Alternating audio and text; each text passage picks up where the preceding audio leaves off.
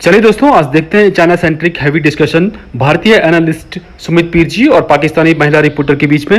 And surely यह video बहुत ही interesting होने वाला है। ये चाइना की हिडन पॉलिसीज के बारे में कुछ न कुछ नॉलेज हमको देगा। आज थोड़ी सी हम बात करेंगे चाइना और यूएस की। एक तरह से आप देख ही रहे हैं कि कुछ टेंशन बनी हुई है दोनों में, और उससे पहले हम रशिया यूक्रेन को भी देख चुके हैं। तो आपको क्या लग रहा है कि एक और इस तरह की मजीद ये टेंशन देखने को मिलेगी, या कहीं ना कहीं जाकर ये दोनों जो सुपर पावर एक तरह से, अमेरिका तो है ही लेकिन चाइना भी अपने आप को समझता है ऑलमोस्ट कि सुपर पावर है, इन लोगों को जो है ये कहीं बैठकर आराम से बात करेंगे, या हम इस झगड़े को मजीद बढ़ता हुआ देख रहे हैं। वैसे तो अमेरिका ने कभी भी अपनी कोई भी जंग अपनी जमीन से नहीं लड़ी, लेकिन फिर भी आप किस तरफ जाता हुआ देख रहे हैं इस सारी सिचुएशन को? देखिए आरजू जी, थैंक यू, धन्यवाद शो पे बुलाने के लिए। सबसे पहले बहुत अच्छा टॉपिक आपने चूज किया, क्योंकि इससे बड़ा जियो पॉलिटिक्स में आज की डेट में टॉपिक है नहीं। एक दुनिया एक नए फ्लैश पॉइंट पे आ गई है अमेरिका और चाइना को लेके। और देखिए, अमेरिका चाइना में युद्ध होना ये तो तय है, और युद्ध होगा साउथ चाइना सी में, ये भी डेफिनेट है। क्योंकि आपने बहुत अच्छा पॉइंट बोला, अमेरिका कभी अपनी सरजमीन पर लड़ता नहीं। अमेरिका की हिस्ट्री है, जिसकी सरजमीन पर लड़ाई होती है नुकसान सबसे पहले उसका होता है। वो आधी लड़ाई तो उसी दिन हार जाता है। अब देखिए यहाँ हुआ क्या, यहाँ बहुत सारी चीजें लाइन में चल रही है पीछे। हमें एक देखिए, रशिया यूक्रेन का युद्ध चल रहा है, वर्ल्ड का इकोनॉमिक आउटलुक नीचे आ गया, सबकी रिसेशन की बातें, जिस पर हमने पीछे बात भी की थी कि भाई इंडिया नहीं जाएगा, इसका रिसेशन की प्रोबेबिलिटी इतनी, यूएस की इतनी, चाइना की इतनी, यूरोपियन यूनियन की इतनी, वो सब मसला अलग चल रहा है। सारी इकोनॉमीज पे प्रेशर है, सारे फॉरेन एक्सचेंजेस पे प्रेशर है। तो दुनिया भर में जो अर्थव्यवस्था, जो इकोनॉमी है, बहुत प्रेशर में आज के डेट।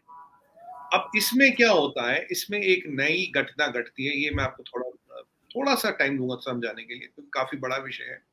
अब क्या होता है कि अभी देखिए, अभी पीएलए का रेजिंग डे आ रहा है। जिस दिन पीएलए का रेजिंग डे है, अब उस दिन number 3 in command in America, president, vice president, number 3 in command होता है speaker of the house, Nancy Pelosi. वो कहती है मैं जाऊंगी ताइवान। वो एशिया पैसिफिक का दौरा करिए, एक अपना एक मतलब एक ग्रुप सा लेके, डेलीगेशन लेके। अब नैन्सी पेलोसी कह रही मैं जाऊंगी ताइवान। अब यूएस की पॉलिसी ताइवान को लेके हमेशा से लगी स्ट्रेटेजिक अनएम्बिग्विटी, क्योंकि मैंने तुम्हें देखा देखा नहीं, मैं तुम्हें जानता हूं पहचानता नहीं। जैसे मैं आपको बताऊं कि हम आमने सामने बात कर रहे हैं, पर हम हजारों मील दूर बैठे हैं, ये भी एक सच्चाई है, पर रियल टाइम में बात भी कर रहे हैं। तो यही है अमेरिका और ताइवान की, अमेरिका की ताइवान को लेके पॉलिसी। अब जी जिनपिंग कहता है कि जी ताइवान मेरा हिस्सा है, मैं इसको मिलाऊंगा मेनलैंड चाइना के साथ, इवन अगर बाई फोर्स मिलाना पड़े। ताइवान ये कहता है यू कीप अवे, हम जैसे वैसे ठीक है, हम डेमोक्रेटिक है, हम ठीक है। ताइवान सबसे बड़ा इन्वेस्टर है चाइना में। चाइना में सबसे बड़ा एफडीआई आता है ताइवान से। 80 से 90% पॉपुलेशन करीब करीब ताइवान में हन चाइनीज रेस की, जो मेनलैंड चाइना की। अब जो चाइना का मेन इंटरेस्ट ताइवान में है, वो सेमीकंडक्टर। सेमीकंडक्टर का बादशाह है ताइवान। हर दूसरी तीसरी आपका मोबाइल फोन हो, कंप्यूटर, वॉशिंग मशीन हो, गाड़ी हो, कुछ भी हो, इसमें चिप लगती है। चिप कहां से बनती है? ताइवान में। जी जिनपिंग का ये मानना, अगर उसने ताइवान पे कब्जा कर लिया, वो सेमीकंडक्टर इंडस्ट्री का बादशाह बनता है। अब ऐसे में नैन्सी पेलोसी कह रही जी मैं आऊंगी, और आरजू जी ये चल रहा है अगस्त। अक्टूबर में पोलिट ब्यूरो, जो चाइना में कम्युनिस्ट पार्टी का पोलिट ब्यूरो कांग्रेस है कहते हैं उसे, उसकी मीटिंग है। वहां ये डिसाइड होगा जी जिनपिंग को तीसरी टर्म मिलेगी या नहीं मिलेगी, उसके पर्सनल स्टेक्स है। चाइना की ग्रोथ आपने देखा 3.4% पे आ गई। चाइना का जीडीपी श्रिंक हो रहा है, चाइना के एक्सपोर्ट श्रिंक हो रहे हैं, लोग बंद है, सड़कों पे टैंके हैं, सब हालत खराब है। आपने 80 करोड़ लोगों को 8 महीने से बंद कर रखा है। ऐसे में जी जिनपिंग को एक थर्ड टर्म चाहिए। गलवान में आप कुछ कर नहीं पाए, लद्दाख में कुछ आप कर नहीं पा रहे हो। अब ऐसे में पेलोसी कहती है, नैन्सी पेलोसी, मैं ताइवान आऊंगी। अब क्या हुआ, आपको याद होगा 3 महीने पहले अमेरिका ने कहा था कि we will defend Taiwan by force. क्योंकि मैं अपने नेशनलिटी पे रोज कहता रहा, मैं कहा what is the position of America विज़ Taiwan, आप क्लियर करिए ना, will you defend Taiwan by force और नॉट। उन्होंने कहा बाय फोर्स डिफेंड करेंगे। 42 दिन बाद आरजू जी, आफ्टर 42 डेज, जी जिनपिंग ने और चाइना ने उसके रिएक्शन दिया कि अगर हमें वॉर पे जाना पड़े ताइवान के लिए, हम जाएंगे। अब जैसे नैन्सी पेलोसी के आने की बात होती है, तो पीछे 3 दिन पहले करीब ग्लोबल टाइम्स, जो इनका माउथ पीस है चाइनीज गवर्नमेंट का, उसने कहा पीएलए ने अपने शिप्स मूव कर दिए, पीएलए ने अपने जहाज मूव कर दिए towards straits of Taiwan. Straits of Taiwan are already protected by US aircraft carriers. वो वहां पे ऑलरेडी है, और सबमरीन्स कितनी हमें नहीं पता, बहुत सारी होगी। अब जब पीएलए ने ये अनाउंस कर दिया तो फिर उसके एक आध दिन बाद जो बाइडेन साहब की और जी जिनपिंग की मीटिंग होती, फोन पे बात होती। ये फोन शायद मार्च के बाद, आज पहले हुआ ये फोन, लास्ट फोन इनका मार्च में हुआ था। आरजू जी ये मीटिंग चलती 2 घंटे 17 मिनट। अब इनका आइडिया था कि टेंशन को थोड़ा डिस्कलेट किया जाए। चाइना के हुजूर में ये उनको मंजूर नहीं है, चाइना के हुजूर में ये उनको मंजूर नहीं है कि नैन्सी पेलोसी आए, क्योंकि Xi Jinping loses face. PLA ने अपनी पोस्चरिंग कर दी। अब हुआ क्या उस फोन डिस्कशन में, जी ने सीधी सीधी धमकी दी डाली, ये आप नोट कीजिएगा, सीधी सीधी धमकी दी डाली जो बाइडेन। बोला देखो भैया, don't play with the fire, people who play with the fire perish with it. सीधा सीधा अमेरिका को धमकी दे दी। ग्लोबल टाइम्स ने बोला कि पीएलए का जो एयरफोर्स विंग है वो कहता है we are ready to shoot down Nancy Pelosi's plane अगर वो ताइवान आता है।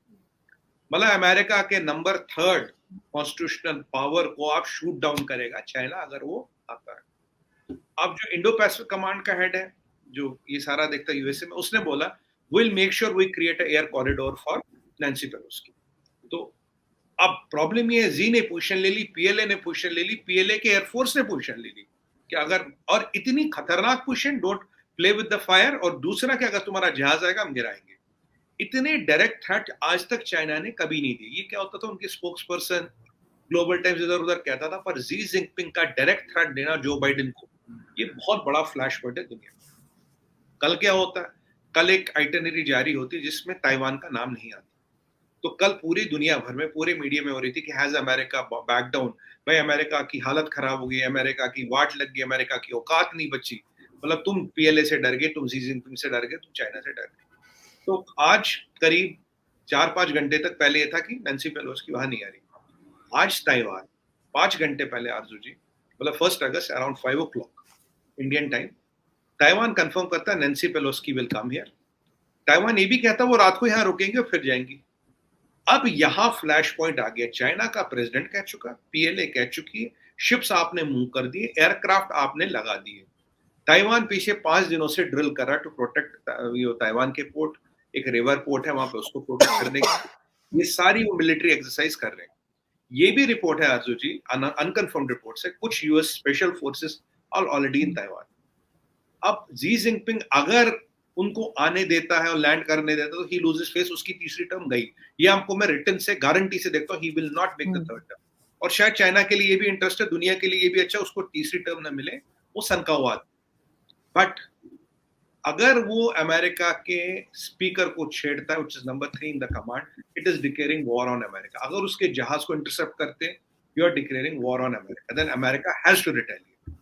America has to retaliate. और जो बाइडेन के पावर में नहीं है कि वो स्पीकर ऑफ द हाउस को बोले तुम रुको या ना जाओ। इसमें एक और पॉइंट है, और जैसा कि आप देख सकते हैं वीडियो को देख के लगता नहीं है कि चाइना एंड यूएस एक बड़े वार की तरफ जाएंगे ताइवान के मुद्दे पर, क्योंकि दोनों बहुत ही माइटी कंट्रीज हैं और आजकल 5th and 6th जनरेशन वार का टाइम है जिसमें कि आंतरिक मुद्दों को हवा दी जाती है।